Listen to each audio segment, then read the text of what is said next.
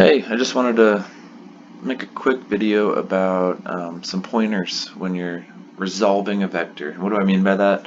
Let's say we added some vector A plus vector B plus vector C, and each one of those had some components in maybe the I direction, maybe the J direction. So each one of them, when we add them, we would add the X components together and the J components, and we get a new vector, our resultant vector. So let's just leave this in an A plus B. That resultant vector would be AX plus BX, the components of each in the I direction added together. And then we add the components of the Y's for A and B, which would be the J direction. Okay, so let's make up some numbers. What if the resultant vector was something like 3i plus 4j? Well, that means if we wanted to put an origin at the base of our vector, just to help us describe what it looks like in space, we would just go over 3. And j corresponds to the y component. We would go up 4. So, yeah, our vector looks something like this. And we could say the r sub x component is equal to 3. And the r sub y component is equal to 4. So that's this thing. That is our vertical component and our horizontal component. Alright, so we get two vectors or a million vectors, we add them together. We're left with components and we have to resolve them. So we just draw them. This could have some number in the k direction also, then we'd just be drawing it in 3D space. For now, let's work in two vectors. You'll get plenty of practice in 3 dimensions. The tip I want to talk about is it's pretty easy to figure or to just remember one of the most common formulas you've ever learned in your life, Pythagorean Theorem, to say that we could figure out the length of this vector. We could figure out the magnitude of r. Pretty easy. It's a right triangle. We purposely made it a right triangle by breaking it into components. And we get the magnitude by taking the square root of the sum of the squares. And this happens to be a Pythagorean triplet. Start recognizing those. It'll save some time. And we would know that this is 5 units long. I didn't set a unit or what this vector is, so let's just say it's 5 units long. We would also be interested in what angle this is, and we always want to measure from the positive x-axis. And I'm going to go over a couple tips on this one, because if you remember, tangent of theta is equal to opposite over adjacent, SOHCAHTOA, right? Well, that would be theta equaling tangent inverse. And we got an absolute value of the tangent function.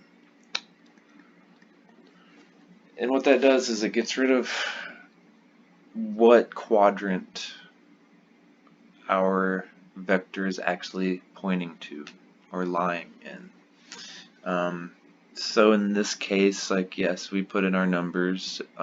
Theta would be equal to the tangent inverse of, we would put in the y component of r and the x component of r, and punch that in your calculator. It doesn't come out to an even number, but we have the angle. What happens, let me draw another graph.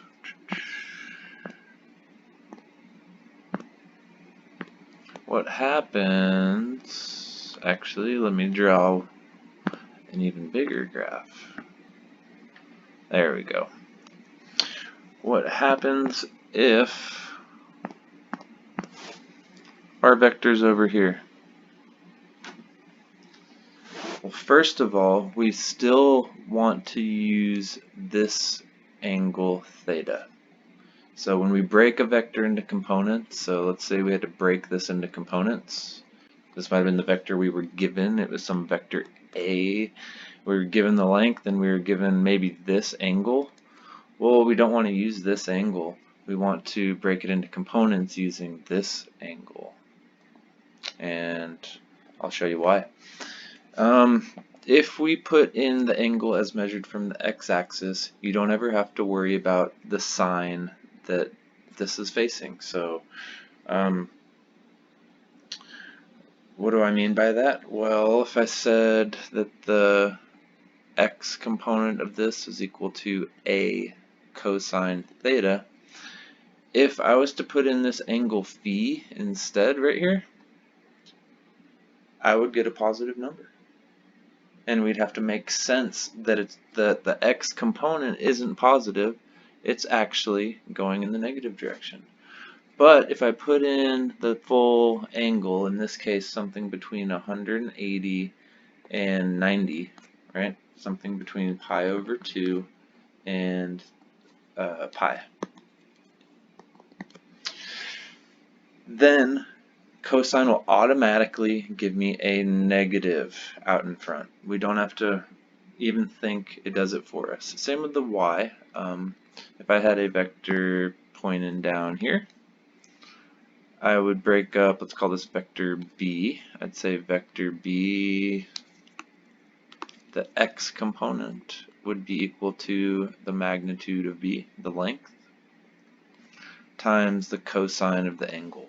Well, you may be given this angle. You may be given this angle. We don't want to use that angle. We want to use this angle all the way around, all the way from the positive x-axis. You could use a negative angle and your calculator will still give you the right answer. And your unit circle will still give you the proper answer if you put in the negative. But just always from the positive x-axis. It'll help you not make small mistakes. So we broke that into x component, and the y component would be the magnitude of b times the sine of the angle. Okay, so what's something between pi and 3 pi over 2?